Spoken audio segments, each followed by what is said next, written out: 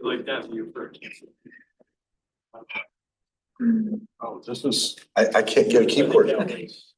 I'll wing it. Okay, Everything's going perfect tonight. all right.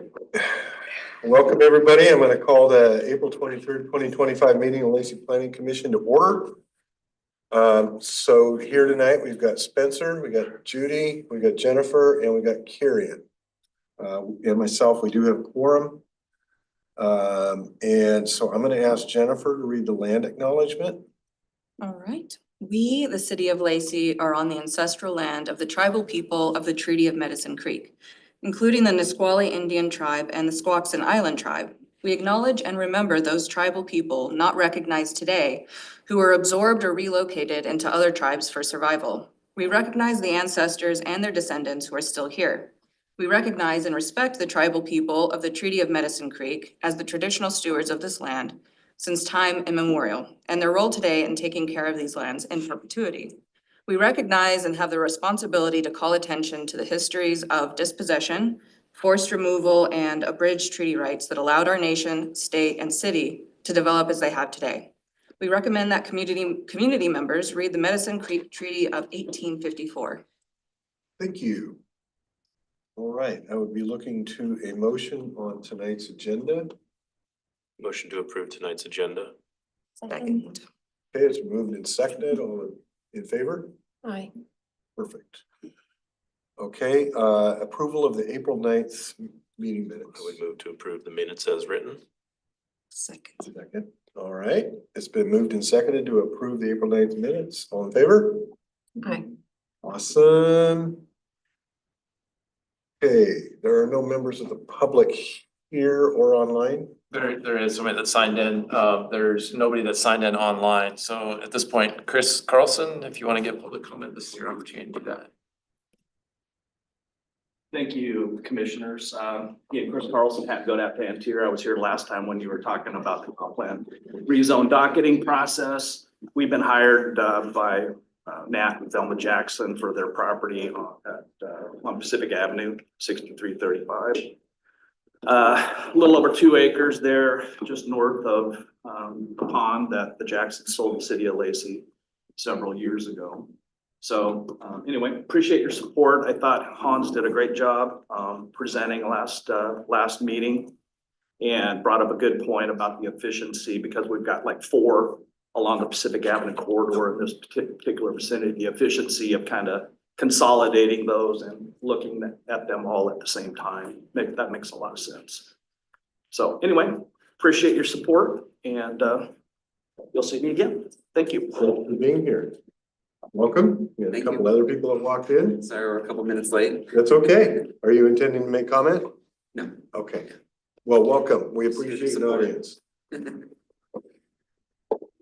Okay, do any of the commission members have anything to report tonight? Oh, yes.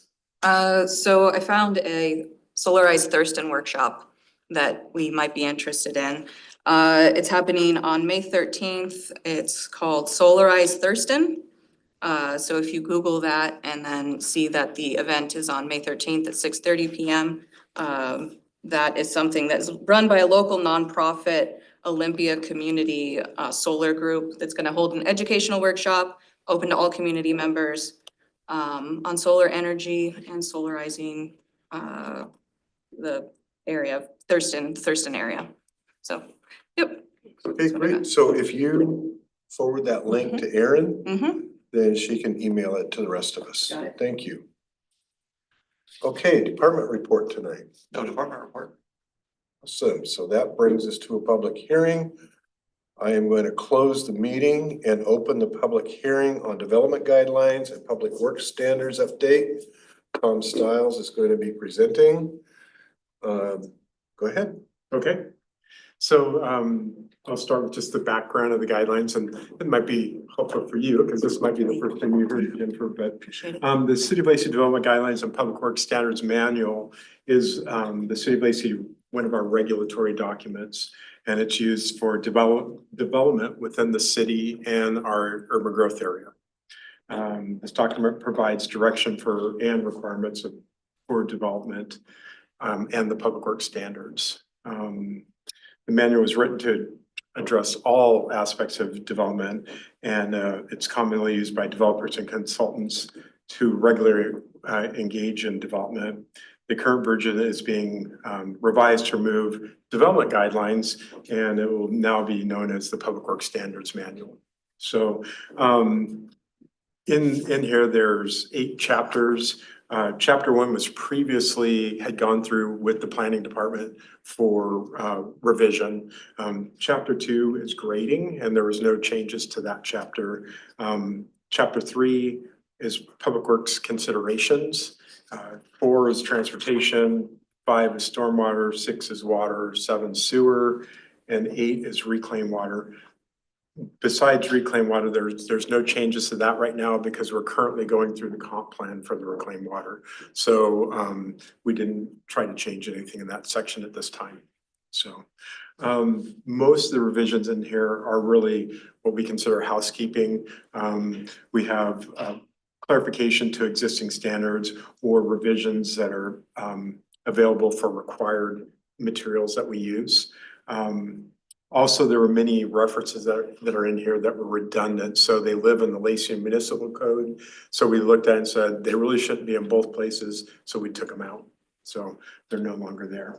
So I'll quickly go through the chapters. So going back in history, the Planning Commission has seen all 5 chapters that we're talking about tonight. We had 4 meetings. Then we took it to the city council to give them a briefing on, hey, the guidelines are coming. We're having the public hearing tonight, and then the next step will be taking a recommendation to council. And that'll be probably within the next month. So the chapters, what we provided with this staff report and previously is I gave you kind of the highlighted bullets that we thought were, the highlights of them. So in chapter 3, we have revisions to the checklist. So the checklist is what developers, engineers use to do their projects. They go down the checklist, and how we review our projects, we just make sure that all the changes are made per the checklist. And if they are, their plans move forward. That was where a lot of the changes were living. There's also a new plan review deposit requirement. And we didn't add like the actual amount for that. It's just like a placeholder so that we could collect fees up front. So what's happened in the past is we've taken projects all the way through the plan review process, and then they've just died. And we don't collect fees up front. And so we spent all the work of plan review and collected no fees. So this language allows us to go ahead and, determine what would be a fair amount to put up front. And there'll be more conversation on that in the future, but it gets the placeholder in there. And then the last part was, again, a lot of the Lacey Municipal Code revisions or language was removed out of there so that wouldn't be redundant. So did you want me to go like chapter by chapter with questions or just go through all the chapters? Why don't you go hit the chapters first, then Go back for go back for any questions. Okay. And transportation, the transportation section is the one that talks about all of our road standards, like what our road sections look like. It gives the technical stuff for TIAs, all that stuff.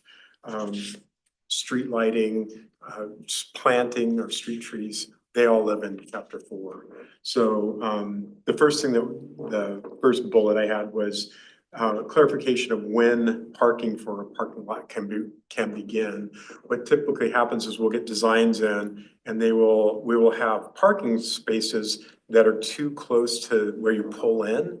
And so you have the people pulling out, people pulling in, conflicts can happen there. So we made a clarification that for a regular parking lot, you'd have like 75 feet of throat length before you start your parking. So that came through our transportation section on, that's kind of what we thought was reasonable for that. Street lighting, we had some language about having your service requirements. If you have private streets, you have your own service for a private street.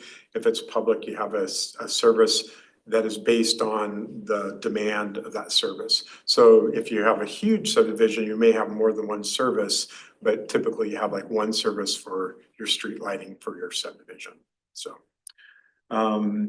We talked about where street trees could be placed. So currently we have the problems where the roots, and we have pictures and all that, but roots are growing into meter boxes, they're growing into step tanks.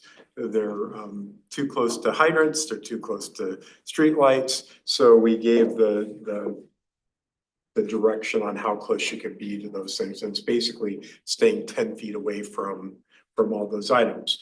When we went into the briefing with the city council, what that leads us to is, well, where do street trees go? So what the direction I think we're headed in is we want to work with our street standards this year. So chapter 4 is being revised right now, but there may be another revision. So community and economic development and public works are going to work together to come up with what the street sections can look like. And it'll also incorporate like, how do we get some of the drainage manual standards in there, you know, like you're supposed to have like bioretention if you can have it next to the road, but you can't make it fit because our planter strips are too small. So all of these items are going to have to be looked at and revisited. So anyway, I'm telling you that just that right now you're looking at chapter 4, but you may see it again this year, whenever, depending on how the city moves forward with these standards. So the last thing in there is we've had problems with sidewalk heaving because we had trees that were really good for our urban forestry plan, but really bad for our sidewalks. So a few years ago, we had Kevin Farland look at the planter strip widths and give us trees that would be appropriate for those planter strips. We've been using those trees and it's been in our appendice for use since we adopted it. And but now it's officially in there in this section. Stormwater, chapter 5. I had 2 bullets in there and one of them is a correction. We gave some clarification for open space requirements, addressed in other city codes and locations. Those were removed. And we thought we were taking out, there's a bunch of construction stormwater pollution prevention plan notes that are in the guidelines. We thought they lived in the stormwater design manual, and with the internal review, we found out that they don't live there, so they're staying, so they're not going away. Chapter 6, water. We had the cover for the item where you can have occasions where you can have less cover over a water main. It increases our flexibility when we have difficult development situations like steep slopes and stuff like that. It may not meet our typical 3.5 feet of cover. So that gives us some flexibility for that standard. We talked about connections to existing water mains, how they need to occur. We had the requirement, we were having problems with water line breaks with services that were 2 inches or larger. So we added the requirement for a valve on those lines. We also gave the guidance for what you're paying for fees on accessory dwelling units. Again, if you're using your existing meter for your ADU, there's no additional fees. But if you want a separate meter, you're paying for all the fees like water and sewer for that ADU. So that clarification is what we've been doing for years, but it doesn't live anywhere.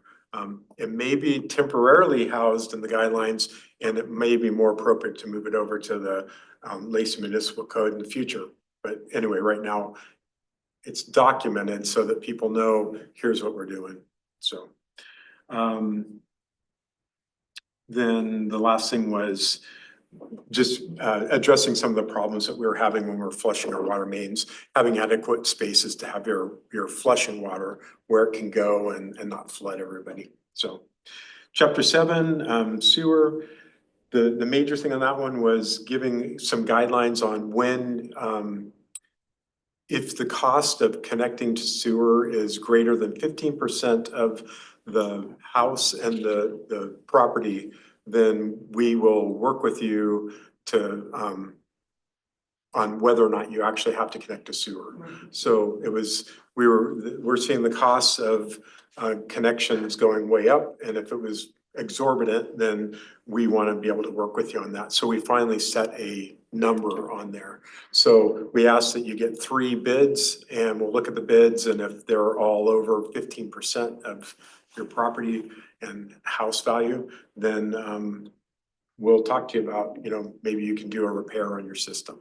So, and that's a pretty big deal, because Joey and I work on that all the time with, you know, people are having failures, they don't have the money, and then they get these costs, and they're a lot. So we wanted to put some kind of line in the sand for people. Talked about what you need for maintenance vehicles so that you can access the lines and be able to service them. We talked about what is required for fuel stations and trash enclosures, lift station gate and fencing requirements. That's more for really our public works jobs. They know what they want on there, so we put it in there so that people would know what that is. We do a few lift stations privately as well. And we gave this, again, with the tight lots, we've been struggling with where do step and grinder systems go in lots because you have such a limited space. So we gave all of those parameters that say it's 5 feet from here, 5 feet from here. And it gives the developers an idea of like, okay, here's where it can go. So, and the last thing we did was we kind of gave a, you know, more of a definition of how many bedrooms we expected to be on a step or grinder system, and that's 5. Our thought process behind that was that typically you'll have a 3-bedroom house, and then if you want to put an ADU on there, the county right now is considering ADUs as 2-bedroom structures. So you could move forward with ADUs on an existing, you know, with the septic tank if, you know, it's 5 bedrooms or less. If it's more than that, then we'll have to talk to you about what we need to do for sizing of the step system. So, so that's basically in the nutshell, all these changes were in if you went to the link, and hopefully it worked for you guys, because I'm hearing a lot of fun with the computers right now.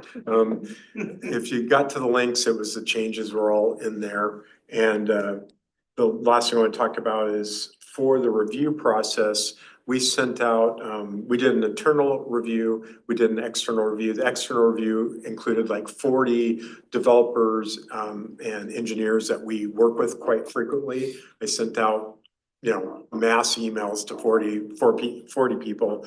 We also send them to, you know, Intercity Transit Lot, the master builders, St. Martin's, Lacey Fire District 3, North Thurston Public Schools. So they all had a chance to look at the changes too and comment on it. We didn't get a lot of changes. Some of the changes we did get, that the ones that we could address, we put them into the guidelines.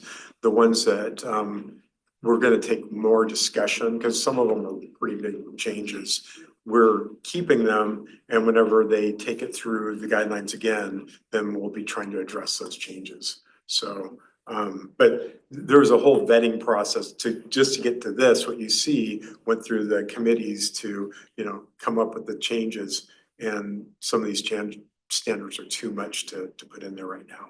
So, next steps is you guys make a recommendation, and we go to city council for final approval, or go back to the drawing board if you guys say no. So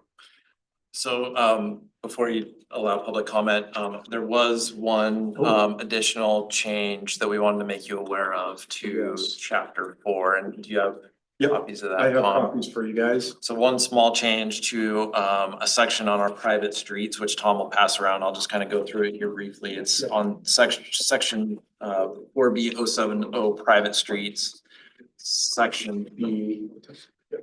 That says private streets must meet all the following requirements. There was some addition to section 2 of that section. You'll see it here, that there can be some modifications to private street standards if they are determined to be a public benefit as determined by the site plan review committee. So essentially, and maybe, let me paraphrase this, Tom, but like it gives more additional flexibility. Yeah, so what's happening is like, if you read the statement that's in there right now, it says all private streets will meet major or minor local residential roadway standards.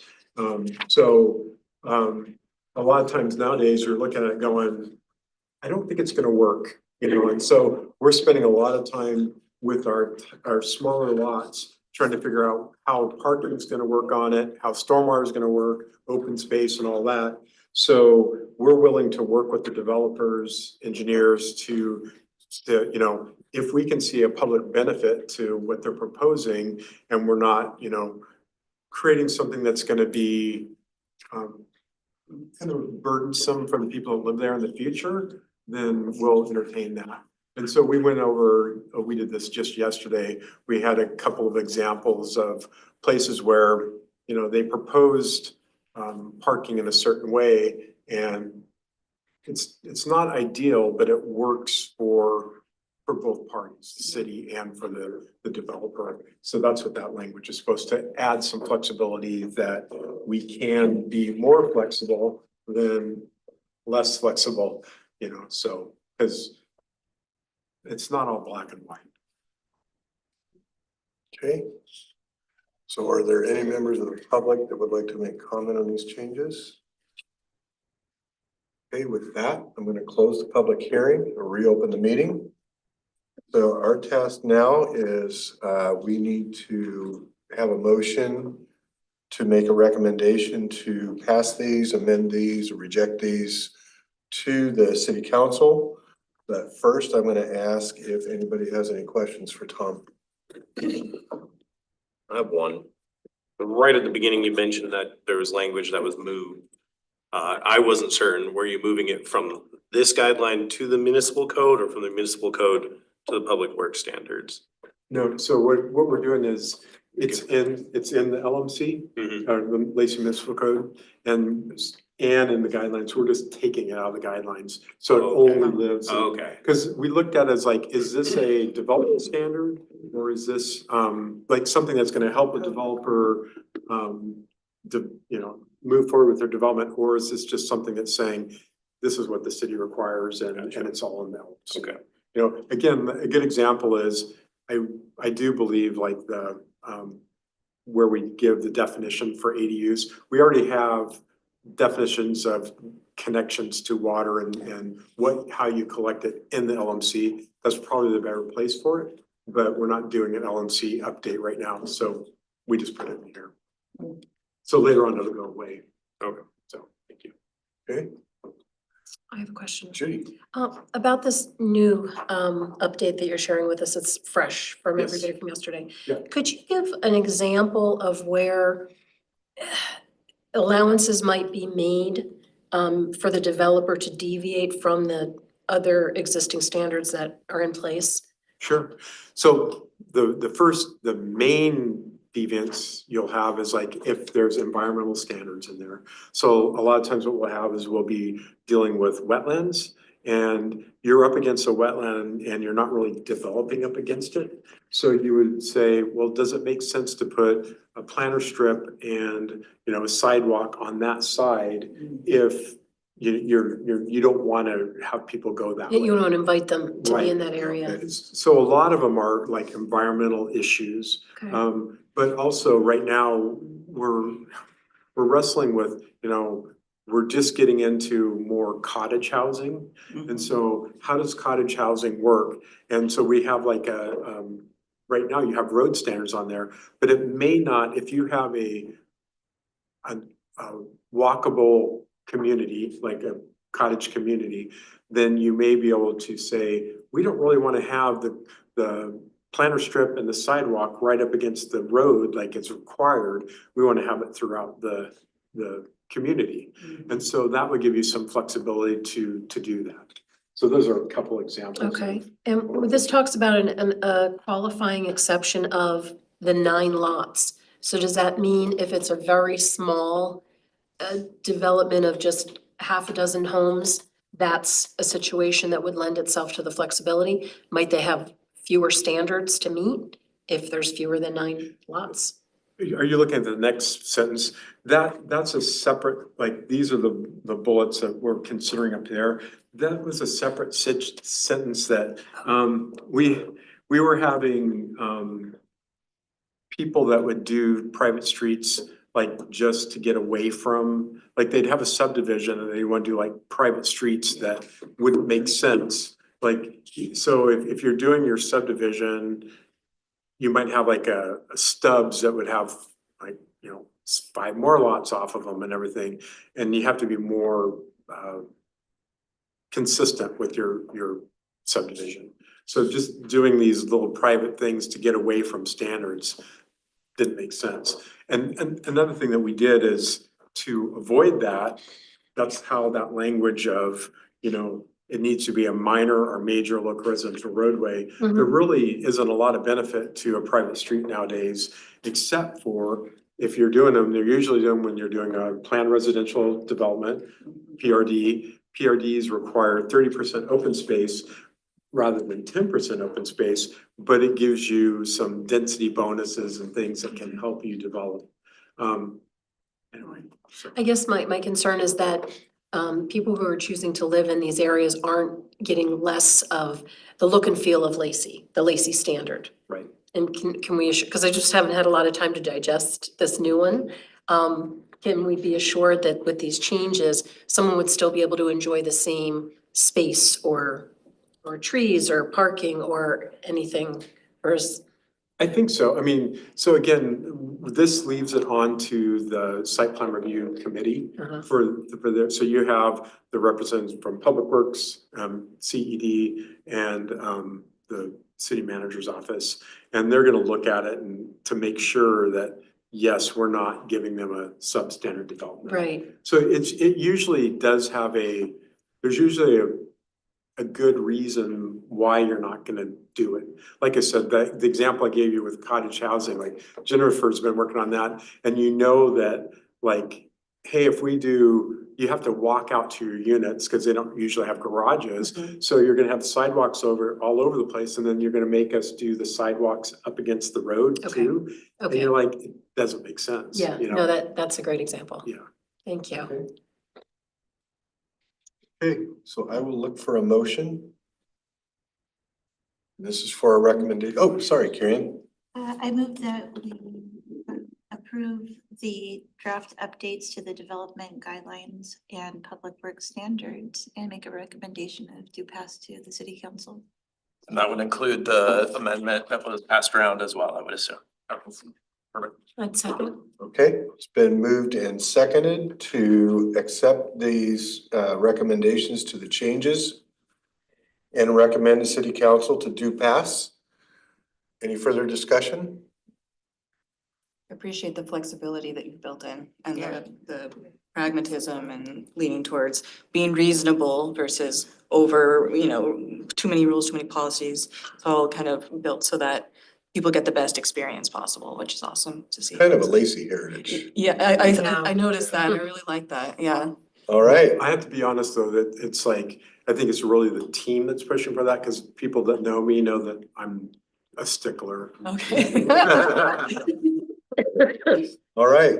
So just to clarify, it was moved by Kieran, Kyrian, seconded by Judy Judy. Doyle. Gotcha. Perfect.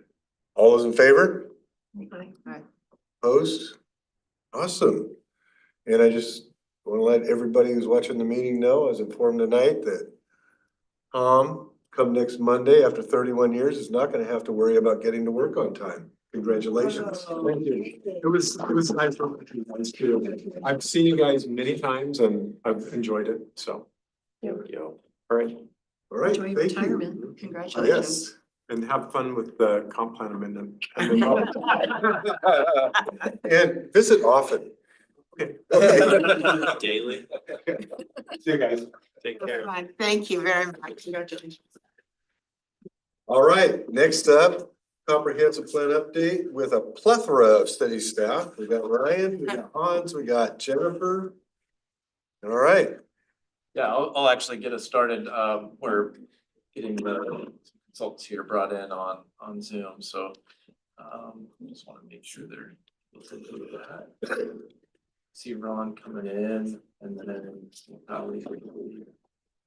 Well. Hey, Ron. Good evening. Can you hear me well enough? Yep, being heard perfect. Sorry, Natalie's coming on as well.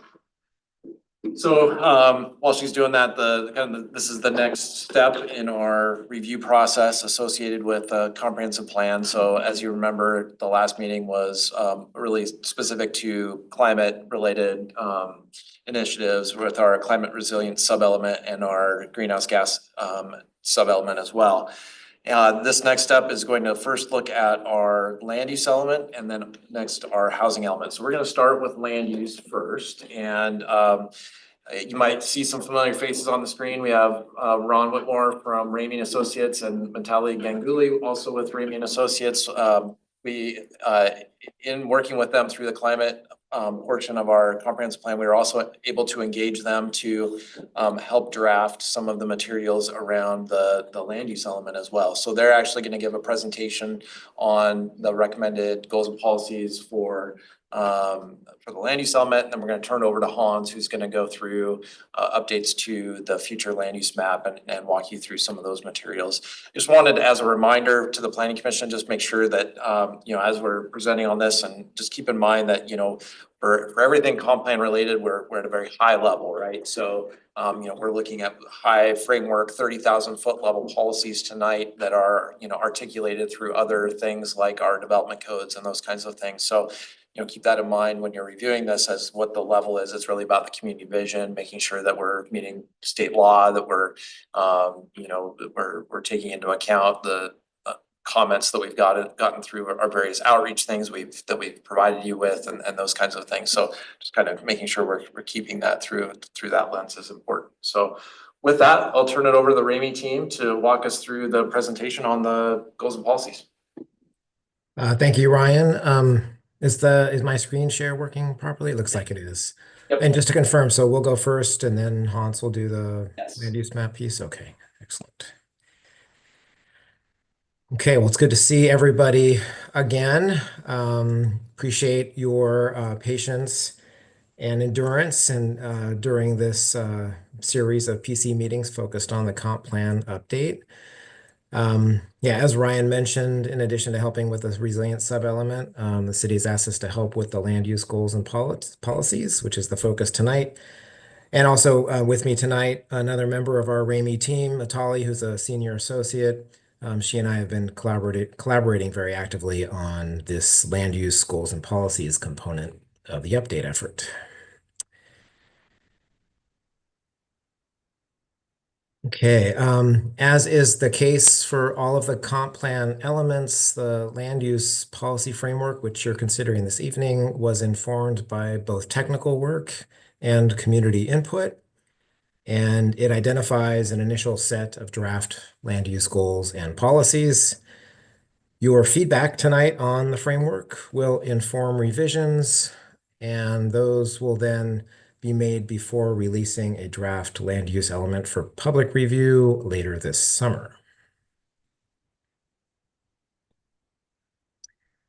Again, there's two sections to your policy framework similar to the the resilience sub-element. There's a policy foundation section followed by the actual policy framework. The policy foundation section introduces the various sources that informed the preparation of these draft goals and policies. Some are state mandates, like consistency with the Growth Management Act goals and with related state code.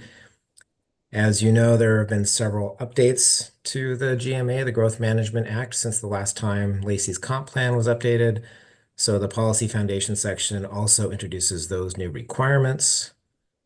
And then one of the more significant changes is the new requirement to incorporate environmental justice goals and policies that mitigate environmental health disparities. So you'll see a brief introduction to that in that policy foundation section. The primary source for the draft land use goals and policies is your existing comprehensive plan, the 2016 comprehensive plan. Specifically, the framework land use policies in the current comp plan have become the goals in this draft policy framework. If you've looked at the comp plan recently, it starts kind of with high level framework policies, they're called.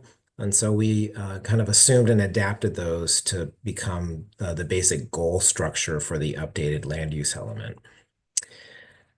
City comp plans must also be consistent with countywide planning policies. And though not explicitly required, we also considered the county sustainability and climate plans in place to ensure consistency across a whole range of policies between city and county levels. And then also community input was a major consideration. Most specifically, the draft goals and policies reflect the 6 community priorities, which you should be very familiar with at this point because they are based on the summer and fall 2024 visioning sessions and community surveys. For the purposes of clarity and transparency, each of these sources, the state, the GMA goals, the updates to the GMA through recent legislation, the countywide policies, the community input, they're all identified in the policy foundations section and reflected in the policy framework tables that start on page 17 of the framework.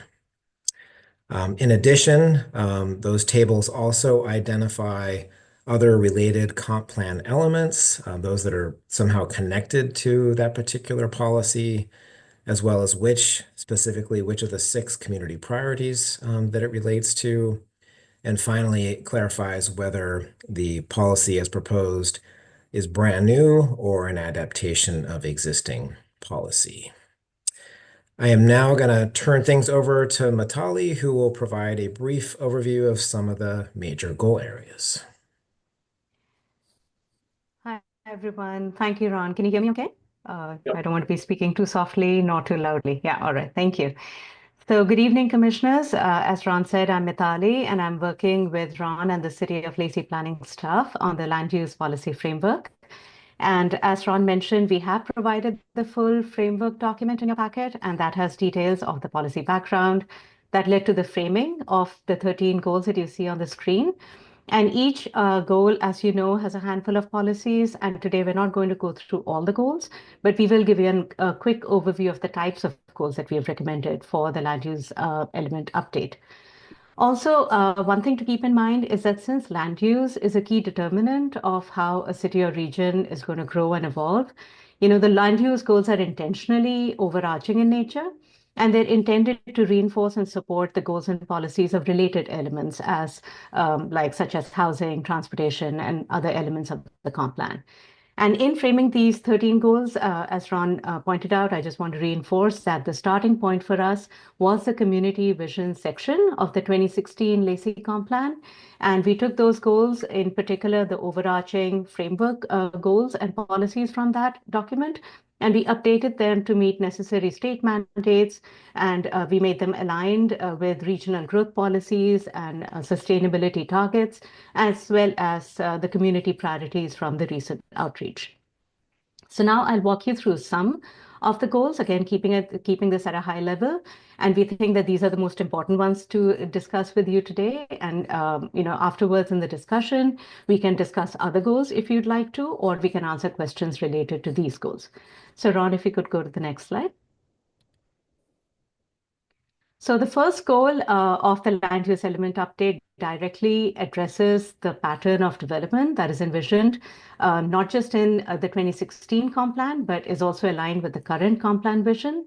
And this vision is very relevant. It's reflected also in regional plans, in state mandates, and overall it prioritizes compact mixed-use development that is coordinated with transportation and utility infrastructure in the area. It makes, just logical sense in terms of being efficient in the way it would use available resources and land. And this goal will tie in closely with many elements of the comp plan, such as the climate change element, housing, transportation, capital facilities, economic development, and utilities, because this encompasses all these different elements and how they will all fit in. The next goal is called Goal 2. This is establish walkable neighborhoods that improve public health and safety. And this goal directly reinforces existing policies in the current comprehensive plan and the core community priorities that came from the recent outreach in 2024 and 25. And we know from our experience that promoting walkability in land use decisions reflects not just best practices in planning, but also best practices from the lens of public health. So designing for walkability also means a more coordinated approach between land use and transportation, so as to make walking not just a compulsion for people, but it should actually be a safe, enjoyable, and preferred mode compared to driving. So this would result in a healthier and a more connected community. And in this way, it directly aligns with some of the key things that we heard from the recent community outreach. This goal will tie in closely with the housing and the transportation elements. It'll also need to coordinate with policies in the capital facilities, utilities, and the economic development elements of the comp plan. The next goal to discuss is a very important one. This is Goal 4, promote economic vitality. And the full statement says we can do this by attracting new investment and employment while protecting established local businesses. So this topic is essential to keeping Lacey vibrant and resilient, not just right now, but looking to the future. And policies related to this goal aim at strengthening existing centers and commercial destinations, as well as establishing new opportunities and new areas for economic development and investment. At the same time, we want to minimize environmental impacts and also protect existing businesses, in particular small-scale businesses. So you can see that the policies aim at updating regulations to adapt to these criteria and also to consider how the employment landscape is changing. You know, we don't necessarily think about offices in large single-use buildings anymore. You know, so the comp plan would need to recognize this and allow more small scale, more flexible spaces for working, including live work options, because people are just diversifying in the way they're, earning a living and the way jobs are evolving. This goal is most closely linked to the economic development, housing, transportation, and the capital facilities elements. So the next goal run is of encouraging neighborhood scale mixed use centers. And this would provide convenient access to employment, amenities, and services for as many Lacey residents as we can manage. And by focusing on neighborhood scale access to retail amenities and services, this goal supports the overarching goals that we talked about, which were of compact development, of encouraging walkable neighborhoods, as well as multimodal connectivity. And it's not just the goals of the comp plan, these are also directly, in a way, reinforcing the policies and the growth direction that is exemplified in our regional policies, as well as state mandates. Community outreach from 2024 and 25 strongly voiced the need for connected communities. And this goal in particular directly addresses that, you know, with greater access to amenities such as convenience retail, small scale shops, services, etc., within a reasonable walk bike distance of most homes. And this goal would tie in most closely with the policies in the housing and economic development elements of the comprehensive plan. The next goal talks about strengthening Lacey's unique identity. Now, this came again as a direct result of what we heard from the community, and this is a new goal. And this includes policies that can help reinforce and enhance a sense of community, a sense of belonging, and civic pride among Lacey residents. And strengthening Lacey's identity will not just create a strong, resilient community, but it'll also make it that much more attractive as a place to live in, to work in, to visit, and thereby also attract investment. So the policies of this goal would most closely align with the parks and culture and recreation element of the comp plan. The last goal that I'll talk about is that of annexation. This is goal 13. Continue to complete annexations to balance growth while ensuring financial sustainability. Now, this is a new goal, and it directly addresses the need to annex areas within the UGA while being mindful of regional policies. And this is informed by the ongoing annexation strategy that the city is working on. The policies are aimed at setting a clear process to identify optimal areas to annex, as well as to monitor and evaluate the impacts of annexation to avoid any unintended consequences. So in this goal will most closely align with the economic development and the capital facilities elements. So these were a few of the overarching goals. We didn't want to go through all 13 of them. That'll take quite some time. And now I'll hand it back to Ron, and we'll be happy to answer questions at the end of this. So Ron and Mitali, thank you very, very much. Does anybody have questions for Ron or Mitali? Jennifer? Sure. I have a question regarding goal 6, where you described establishing minimum residential densities in areas surrounding mixed use zoning. Mhm. So I'm new, and maybe this question is, the answer is obvious, I don't know. But can we let businesses decide whether the density is good enough for their business? Or what's the reason behind establishing the minimum residential density for the businesses rather than the businesses deciding? Yeah, no, I mean, that's a great question. And overall, we're trying to, address just that inherent connection between the number of households that is required just to help a business sustain itself. So what we're trying to do through this is to have these like almost kind of a distributed system of small scale neighborhood centers. So, think about like your corner retail store or like a small scale grocery store, and you would have like your dry cleaning or like some kind of smaller stores forming these neighborhood scale retail hubs or commercial hubs. And oftentimes what we know as best practice is that you need a certain minimum number of households just for these businesses to be able to sustain themselves, just for them to survive. And especially because there is a lot of strong competition from larger and more established retail centers. So we want to make sure that we provide enough support to enable these local and kind of small scale businesses to do well. And we can discuss the exact mechanisms of how to kind of reinforce density. But the idea is, again, to provide enough households and enough foot traffic and enough regular customers just to make these businesses viable. So that was our underlying logic. And Ron, do you want to add on to that, Yeah, please? thank you. That was excellent. And yes, great question. The only thing I'd add is that this is an adaptation of a couple existing policies in your comp plan. So it's not a new concept. We're just placing it under this goal related to mixed use centers because that's where it's most relevant. But otherwise, what Mitali was saying was right on the spot. There's various numbers that are thrown around, but it's generally assumed that a certain level of density is required to support a certain level of a commercial center, and so that's the fundamental idea here. And a business in choosing their location will naturally find an area that suits their market, right? So they're gonna do that analysis themselves to figure out where the critical mass exists to be able to put a business that would be supported by the area. What tends to happen is the residential gets built first before the commercial businesses, before those commercial centers develop. That's what we've seen in the updates to the neighborhood commercial code, is that, we've got these areas that are now going to be start developing. The commercial node is actually gonna be start developing.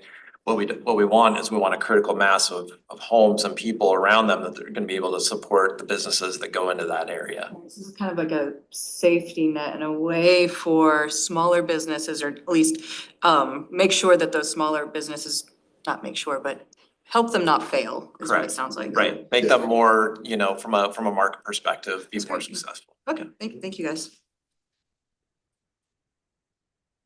All right, thank you both. Sounds like we're gonna hand it off to Hans now. All right.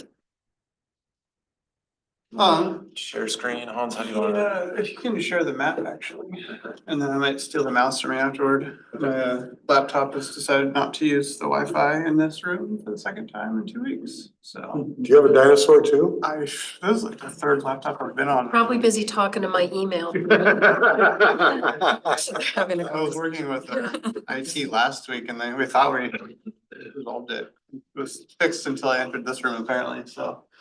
I'm not entirely clear on what's going on there, but we will make do. So yeah, I'm gonna start with kind of just a full city view if I can.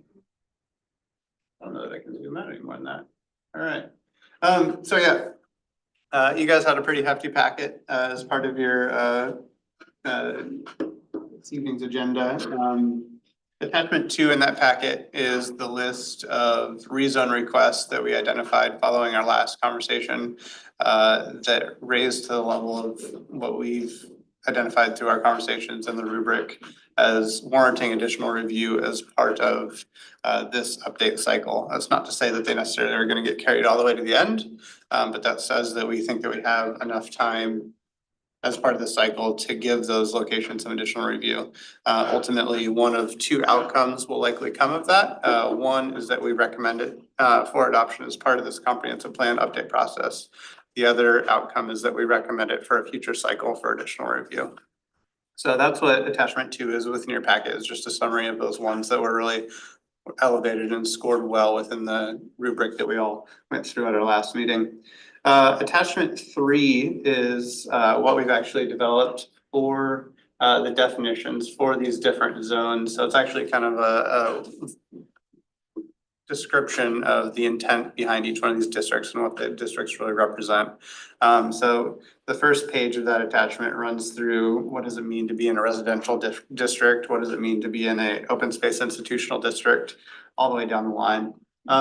One of the big things, and I will get into this a little bit later, but I do want to call it out now, that is different between this map and the maps that the 3 different maps that we rolled out at the community open house earlier. That was like this year? Yeah. I don't even know anymore. Earlier in February was that we had 3 alternatives. We had a commercial leaning alternative, we had a kind of current conditions alternative, and we had a residential leaning alternative. Those 3 alternatives had 5 different land uses. Since then, we've actually broken out our mixed use zones into 2 different designations. One that is commercial leaning and one that is what we're calling transitional. And the primary distinction between those, yes, both of them accommodate commercial uses, both of them accommodate residential uses. But what we're finding in a lot of our mixed use districts is that where both residential and commercial are permitted, we're seeing a lot of residential development take place. So in order to kind of be mindful of that or cognizant of that, we wanted to create 2 different mixed use designations. One that does truly lean more commercial in nature. So as far as ground floor uses, as far as kind of primary corners of lots, high visibility areas, things like that, really does lend the priority to commercial. That's not to say that residential isn't permitted there, but just the emphasis is still of a commercial intent. And then the transitional ones are a little bit more out on the periphery. Those are the ones that it's a more of an even blend of residential and commercial uses. And they really kind of fill those gaps between more of our commercial centric zones and residential ones kind of moving and kind of outward radially, if that makes sense. So the 2 definitions that are included in attached to those 2 zones, really the distinction that's trying to be made there is it commercial leaning or is it more of a true balance, kind of a 50-50, if you will. So that's what that now orange and brown are there. And for the most part, most of our mixed use remained in that orange, which now has become commercial mixed use. And then the transitional one is more on kind of the edge. You can kind of see some transition zones that are popping up in different locations of the community. And then also within attachment 3 on the backside is kind of a rubric, if you will, of all of our different zoning designations and generally speaking, what land use designation they would fall into. It's not a clean 1-to-1, so not all of the districts are going to fall perfectly into each one of those, but generally speaking, that's kind of where they went, if that makes sense.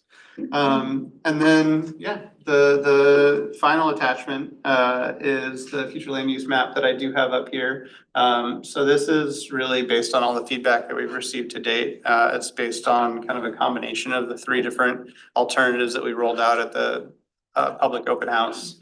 It's based on our discussions here, and then it does actually factor in some of those rezone requests that we received that we're looking at carrying forward as part of the 2025 cycle.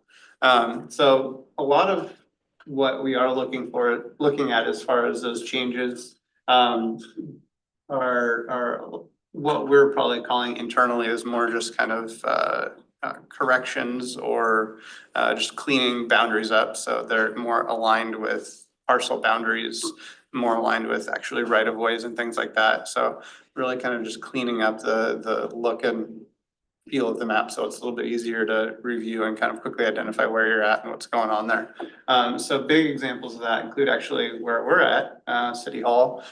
Used to be a central business district designation, where the police station is going in, used to be a central business designation.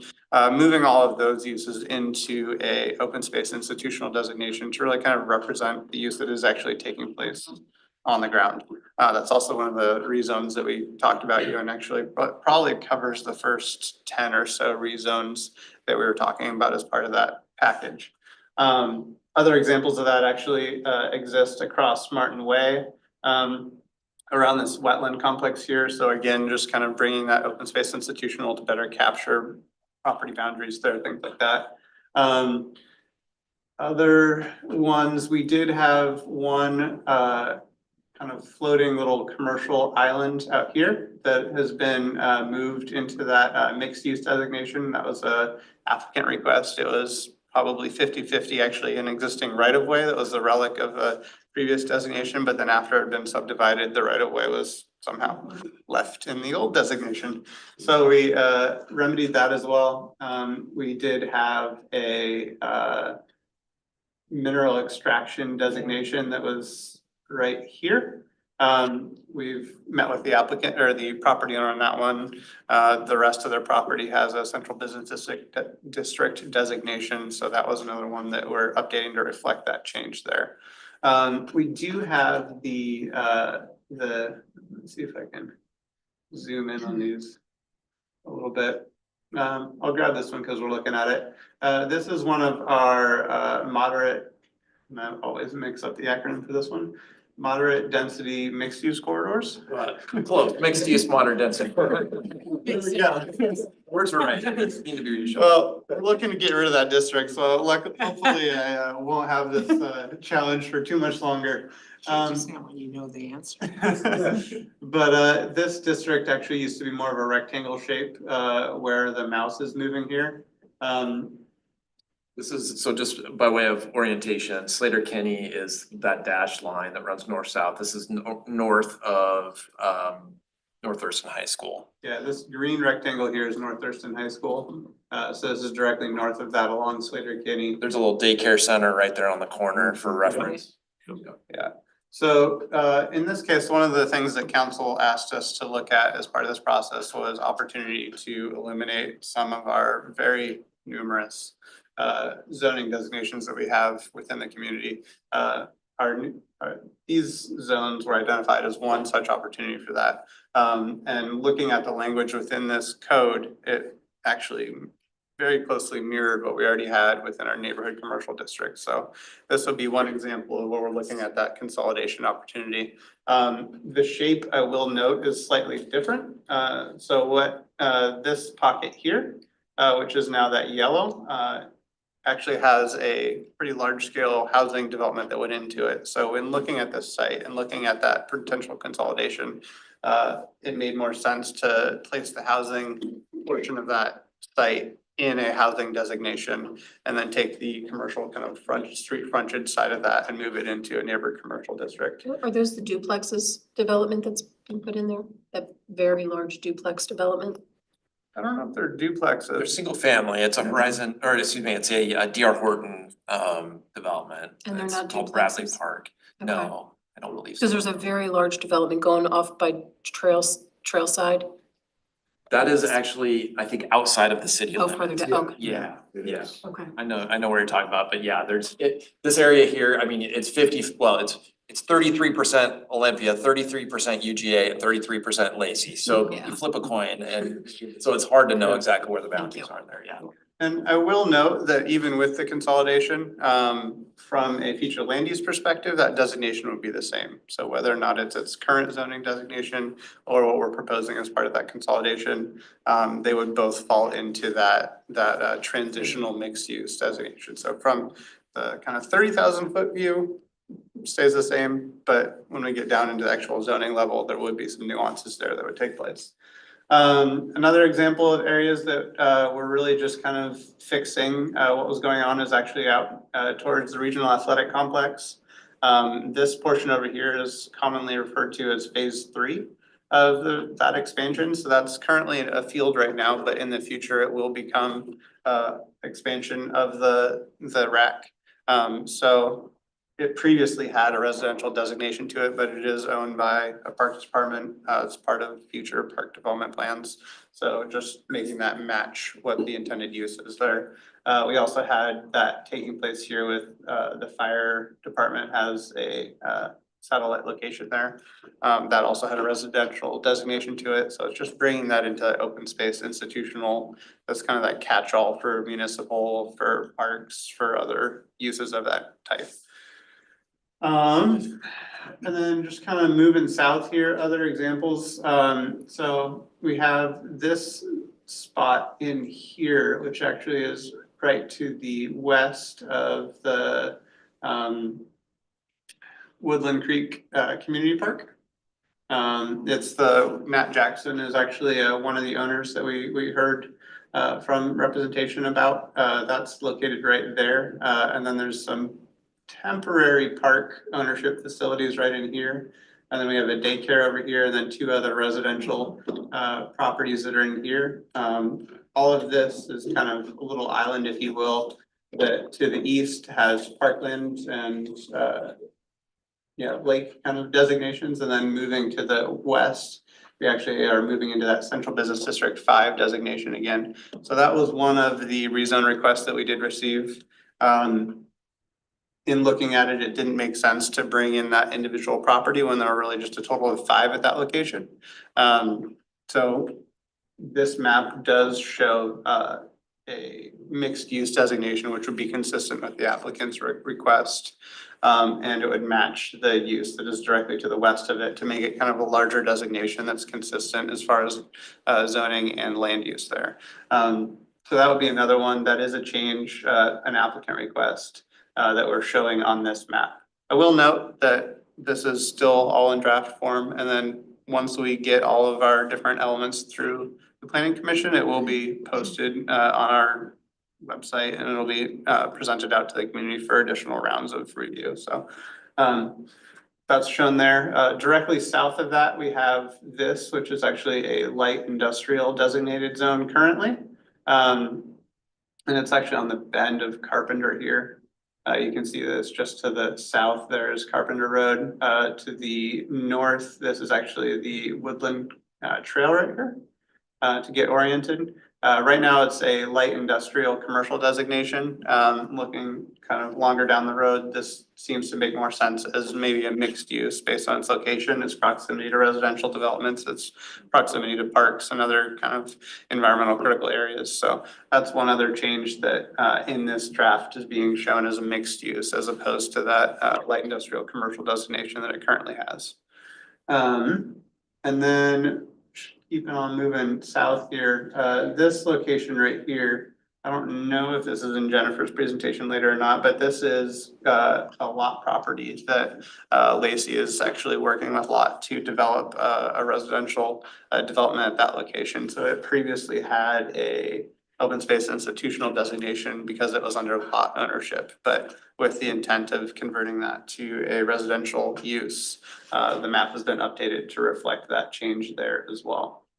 And then I think we're getting down to it here. This zone right in here is, I'm gonna kind of box it out with the arrow, but that has a village designation to it. And then there was also a part right here, just to the south of Rainier Vista, that actually had a open space institutional designation to it. It was previously owned by a religious institution. For future development there, they contacted the city and said that they are no longer interested in that as a use.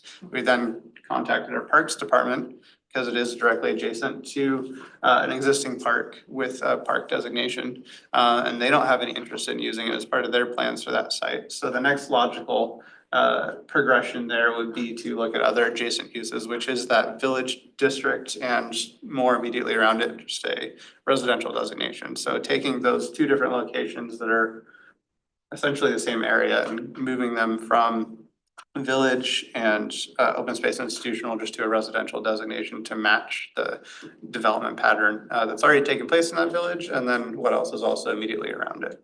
For just if anybody's heard, the development's name is Summer Walk. So if you've heard the term Summer Walk, it's it was developed under a village center.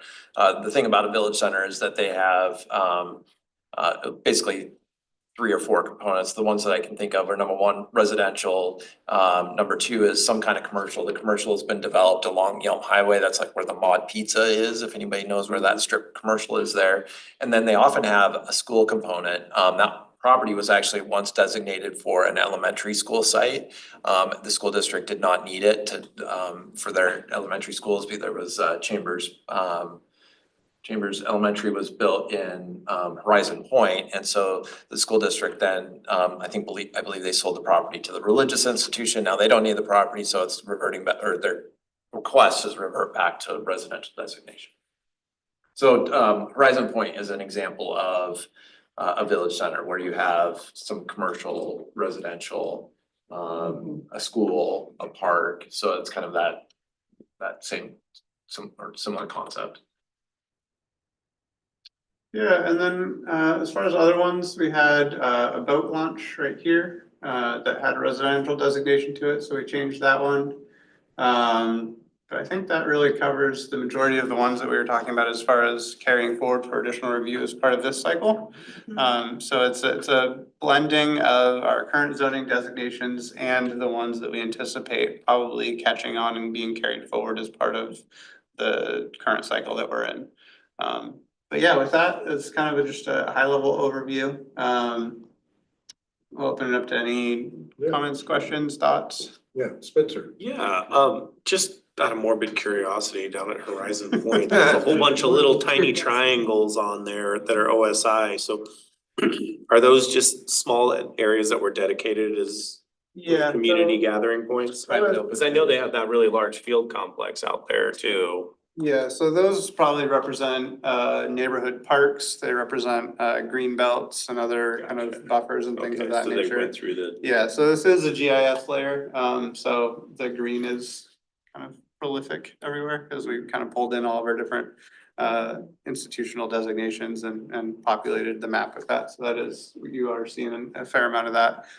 By comparison, if you look, you can kind of see the difference based on when we were inside of the city boundaries versus in the urban growth area. Mhm. You see the bigger designation areas, but you don't see quite as many of those smaller little green dots, so. It's not because they don't exist. They do it, those, do exist in the county. They have just, county's policy in the urban growth area is to not zone them as open space institutional like we do in the city. So they keep that original residential zoning, even if it's a private open space.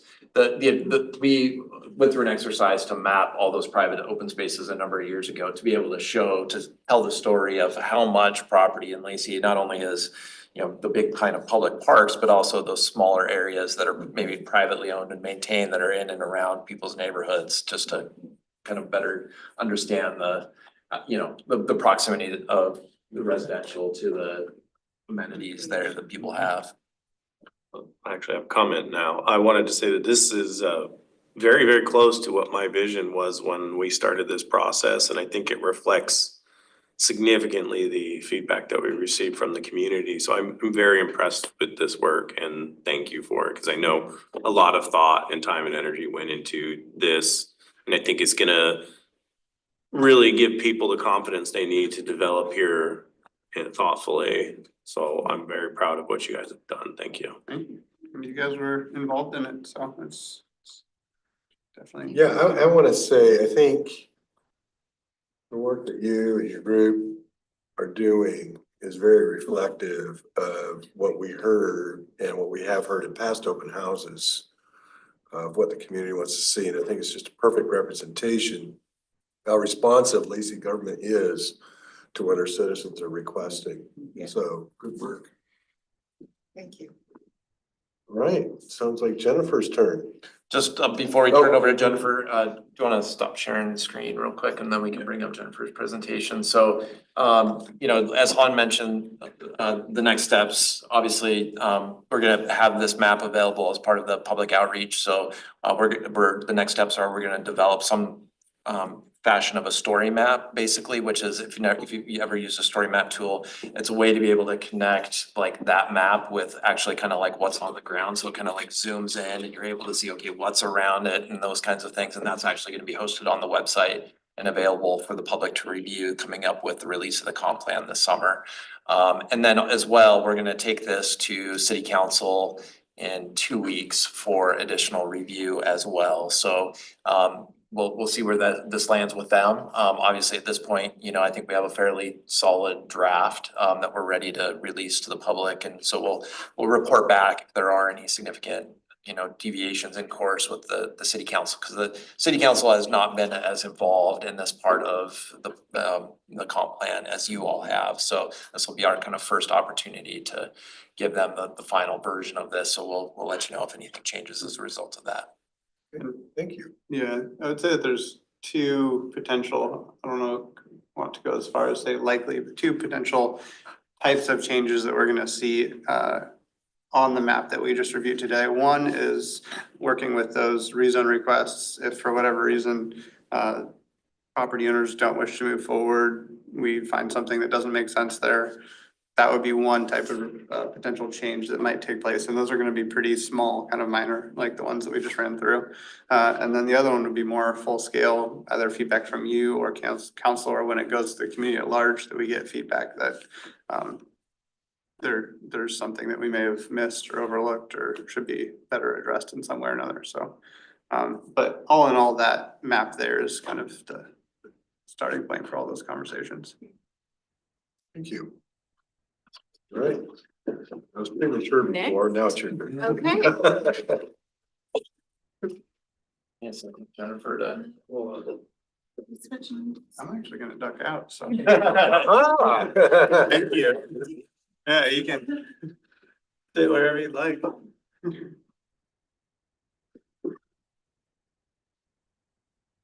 Well, hi, everyone. It truly is such a pleasure to see you again. Jennifer, welcome. It's really nice to have you here.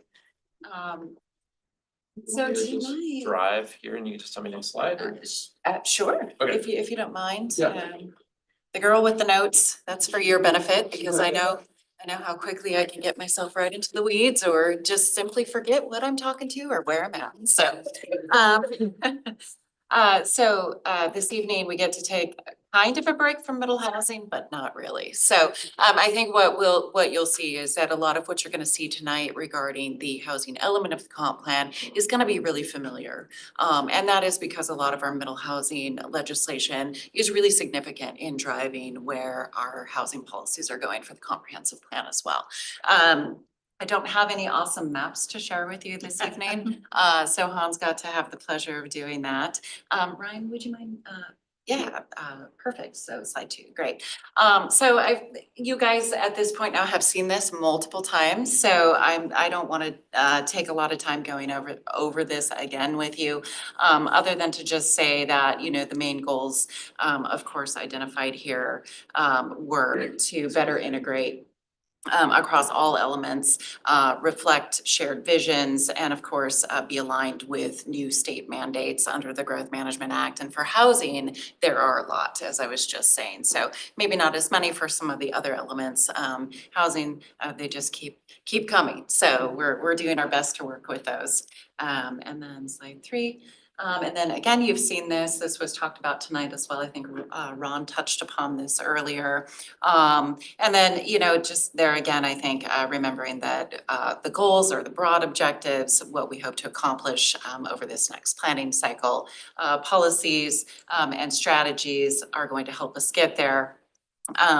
But these aren't really meant to be prescriptive, and I think Ryan talked about that earlier as well. So we would be looking to some of our other guiding documents, such as our housing action plan, the affordable housing strategy. So that's where we would find, you know, how are we going to implement the goals and policies that we're going to be talking about tonight. And then transition slide, okay. So let's take a look at some of the key mandates from the state that are guiding our housing element. Particularly new guidance from House Bill 1220 that foundationally broaden how we must plan for housing. Which is to make sure that our plan supports expanding housing units to meet all income levels. We've conducted a land capacity analysis to assess whether Lacey has the zoned land needed to meet our housing needs allocations that were provided by the Department of Commerce. And as we know, I believe Ryan and or Hans have presented on that in the past. And as we know, at the high level, essentially the findings of the analysis are that Lacey does have sufficient land capacity to meet the housing planning needs for this next planning cycle. So that's great news. And then staff has additionally completed a regulatory review. So looking for compliance and alignment with the most recent state laws. And then to identify any local barriers to things such as affordable housing or maybe other types of housing development opportunities. One new requirement in this cycle was the displacement risk analysis or assessment. You guys have maybe heard me mention that in the past as well. So this was conducted by the firm Uncommon Bridges, policy consulting firm. And that was in partnership with other jurisdictions. So cities of Olympia, Tumwater, and Yelm joined us to get some great local information for each jurisdiction. And so we will be in the future steps working with, some of the information that has come out of that analysis for us.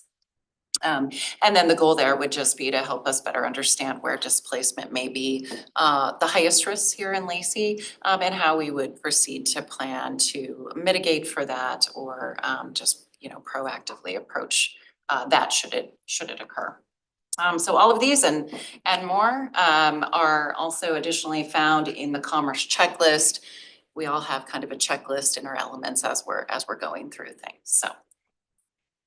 And then these are some of the things I talked about you probably being very familiar with at this point in time. So some of the key pieces of legislation that are guiding significant changes on how we plan for housing. So these 5 key bills reflect basically a coordinated push at the state level to expand housing choices, to improve equity in housing, and to reduce regulatory barriers. Collectively, they promote more flexible housing types, such as ADUs and middle housing that we've talked a lot about, as well as co-living, which we haven't touched upon as much yet. They support inclusive zoning and racial equity goals.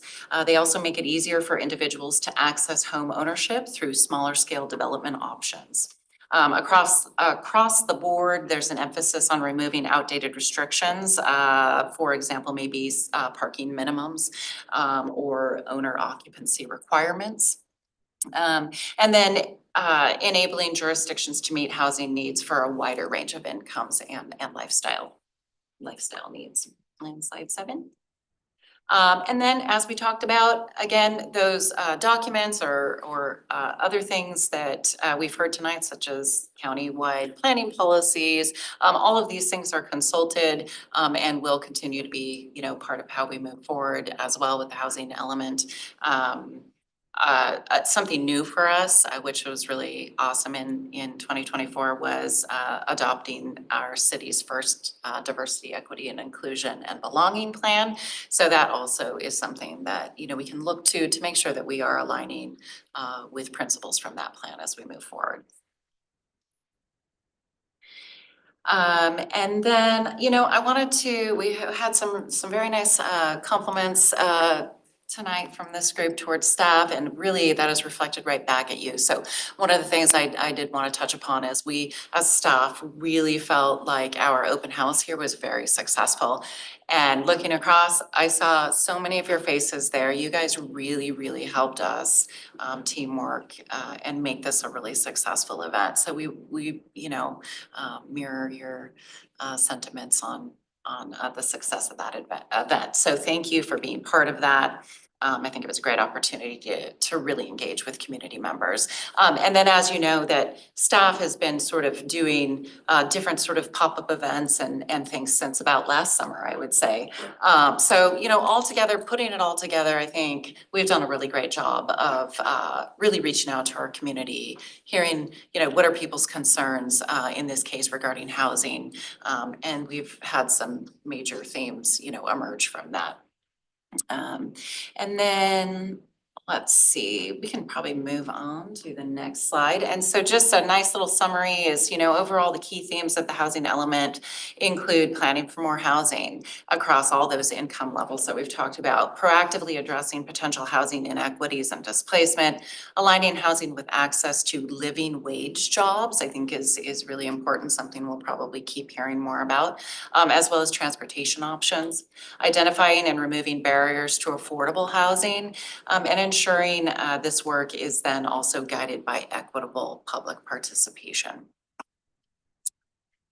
And yeah, slide 11. So I'm gonna read these word for words. Strap in. So we have not 13, but we've got nine identified draft goals for housing. So goal 1, ensure housing availability and housing choice. 2, promote equitable and inclusive housing distribution. 3, support affordable and attainable housing solutions. 4, encourage sustainable, sufficient, and compatible housing development. 5, expand housing solutions to address unhoused populations. 6, maximize the efficient use of public and private resources to support housing stability and development. 7, mitigate housing displacement and the loss of, did I have natural? No, okay. So the loss of just affordable housing units.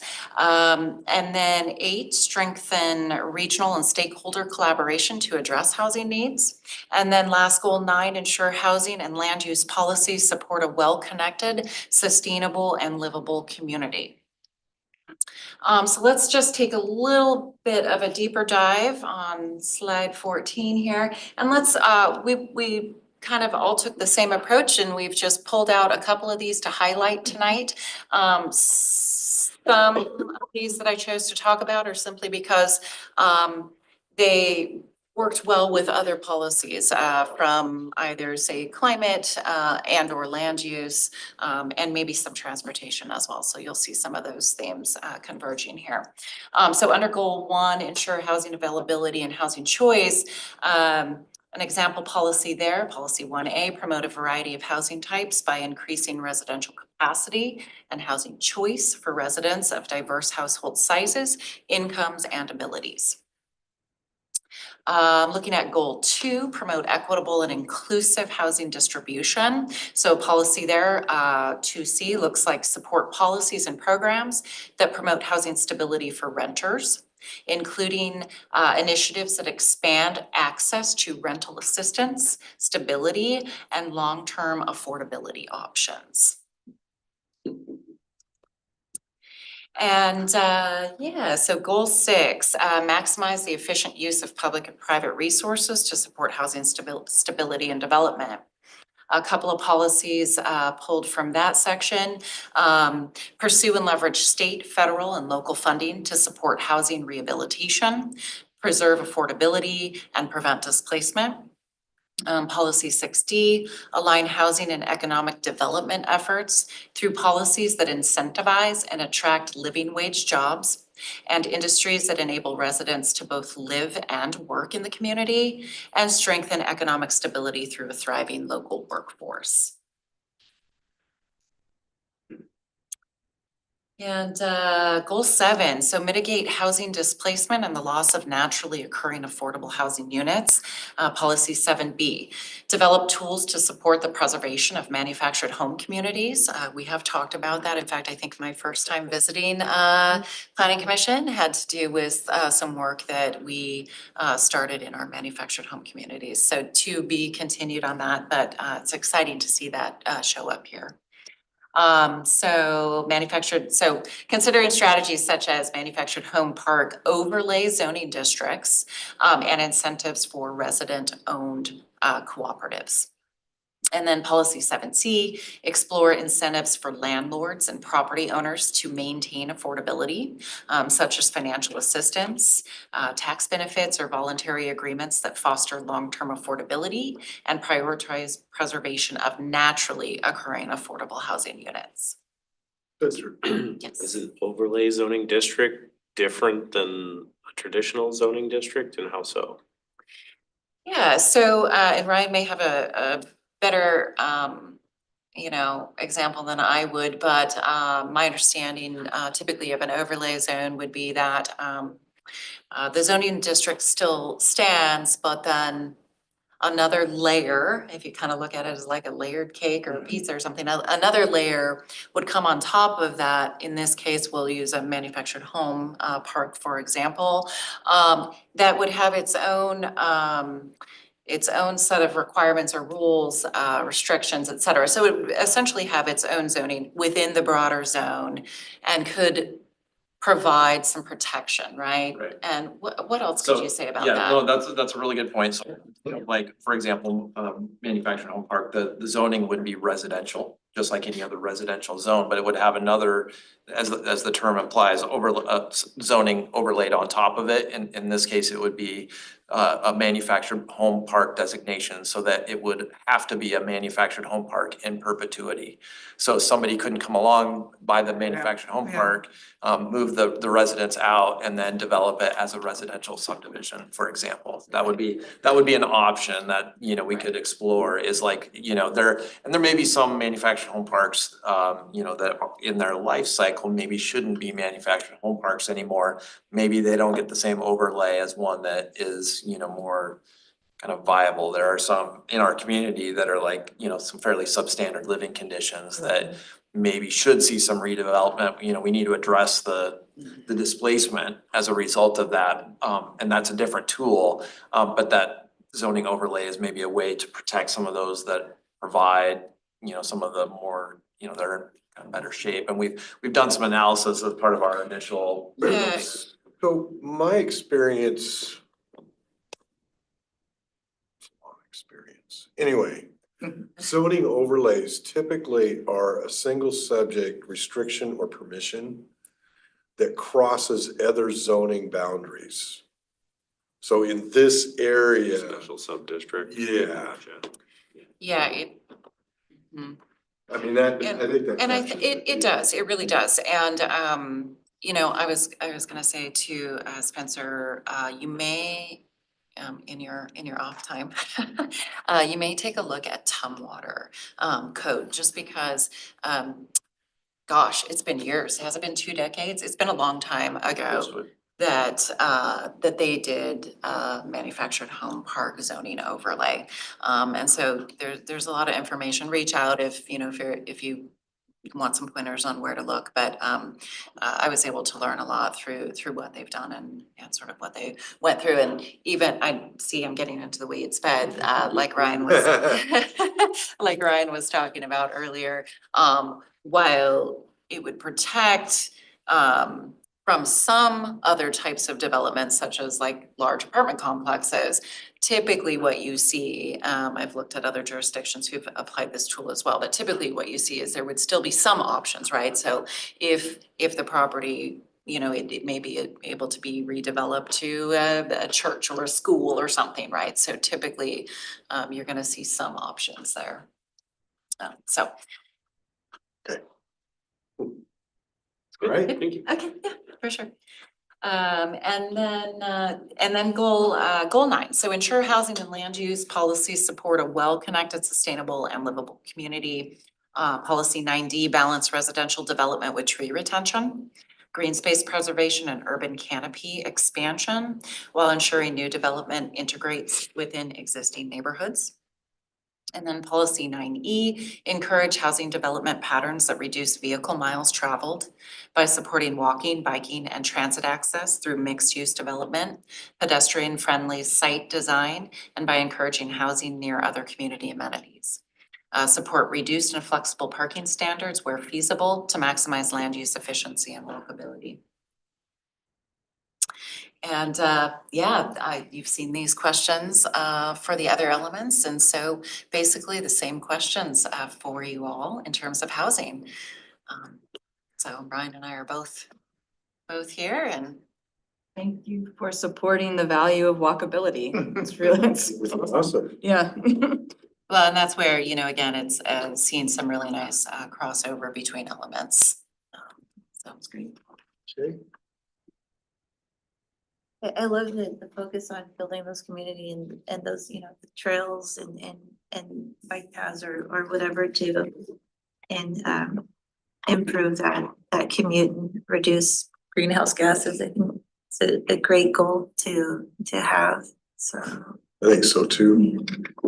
What I see woven in all of this is an awareness, observance of the state level regulatory standards that are imposed on us without us losing the look and feel of Lacey. I mean, that's the best way I can describe it, is where we're honoring what we have to without giving up anything that defines us, right? And I see that in each goal, in each interpretation that we have in there, and I appreciate that.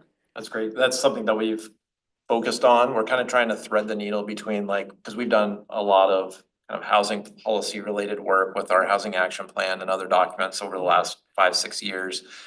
So all the background that we've done before with layered on top of that, threading the needle through all the legislative requirements, and then layered on top of that is the community outreach and those types of priorities that we're hearing through the feedback that we're getting. So trying to thread that needle as well. So appreciate that It comment. really comes through. It Good. really comes through. I think the easy way is to just cookie cutter what the state says and lose our identity, or always try to fight them on everything. And I don't see the easy path. I see doing the hard work and making it still Lacey. I was gonna say, that's the second time tonight you've mentioned the flavor of Lacey, and I really appreciate it. Yeah. Because Lacey is a very, very special community. It's unique. It is unique. I've just been here 6 years, but it was an excellent choice.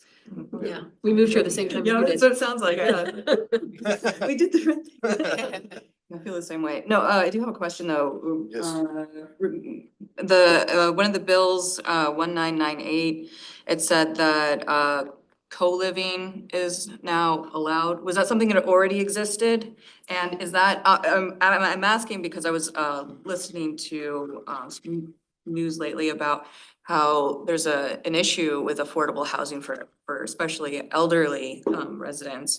And that's been referred to as a way to help resolve that issue. So the co-living, is this the same thing? Is the co-living legalized?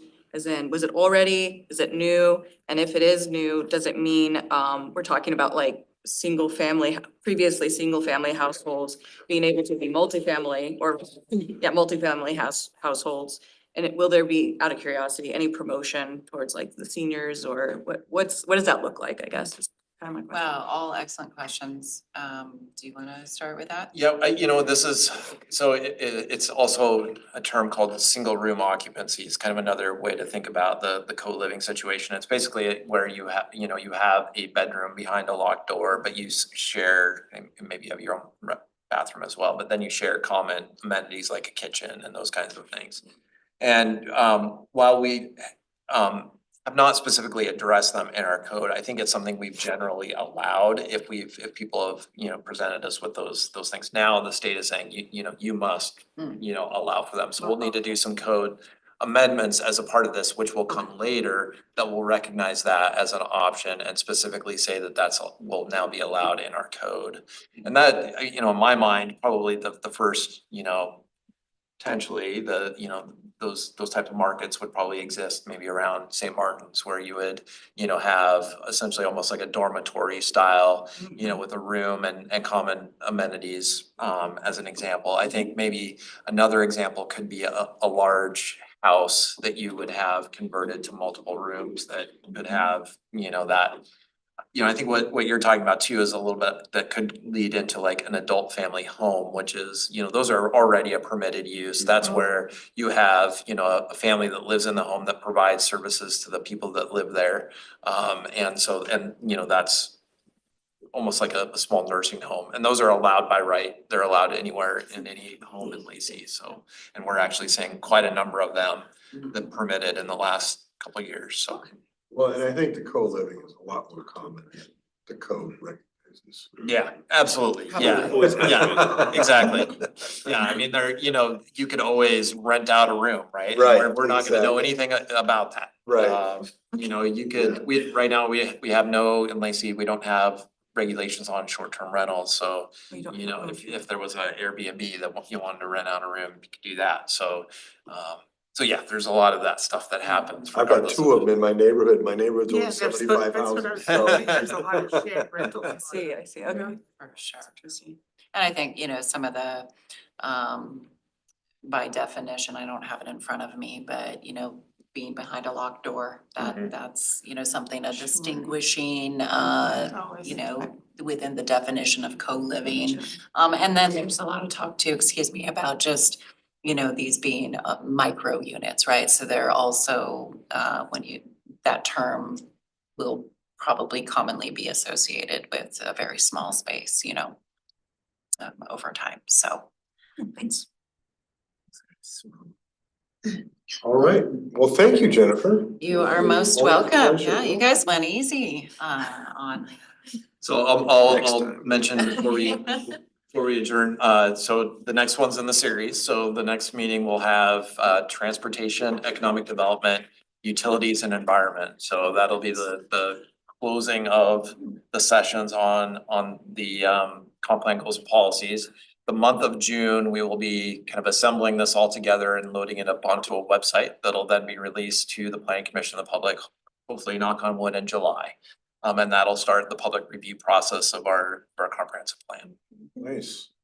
I was just gonna say, I'm sure you've said it, every meeting you've been to, but, if anything comes to mind Yeah. as you guys look through these or ponder it, please reach out to staff, because that's why we're here. So we'd love to, if you see some redundancy, if you see, and oftentimes when working with goals and policies, that piece gets a little tricky, right? Where does it best fit? And sometimes, it's easy to start to see redundancy, which isn't always a bad thing, right? We wanna talk Right. about walkability, we wanna see that showing up. But, maybe if you have recommendations like, hey, I think this would fit better here, or consider rephrasing. We're in that wordsmithing phase really, so, yeah. I mean, my thing, I guess, my thing in terms of comments to the planning department is, don't, with the goals that we've got and the definitions that are brought up and decided upon, don't get ahead of where the economic community is, right? That was, 20 years ago, Sixth Avenue. And the planning commission and the city council at that time got ahead of where the development community really was. And so that area just went totally stale for a long, long time. And until we came up with the Woodland zoning district. And that's when you started to see some more activity there. So that's my biggest caveat, and if you really want to go to school on what I'm talking about, look up at the history of Tumwater and their Capitol Boulevard designation, a multiple use commercial corridor. It was a disaster. So, yeah. Okay. I think it really, that really is, the rubber meets the road at the level of code, right? Yes. And so, we've come a long ways in our, our development of code and making sure that it meets the financial reality of the situation. So, we'll keep that in mind. That's a valid comment. We'll keep that in mind as we move into code. So right now, again, just a reminder, we're at that very high level, very kind of almost aspirational. This is what the future of the city is going to look and feel like and all those kinds of things. But, the next step is articulating that into code, which is probably going to take us into 2026 and beyond. So that's where the importance of those kind of comments come in for sure. All right. Wonderful. Well, our next meeting is in 3 weeks. Thank you, everybody. Still a little bit of daylight out there for you to enjoy. 75 degrees the next 2 days. Ooh. Hey, oh, that's, I'll be honest. All right, meeting's adjourned. Gets down to 30 in the middle of the night.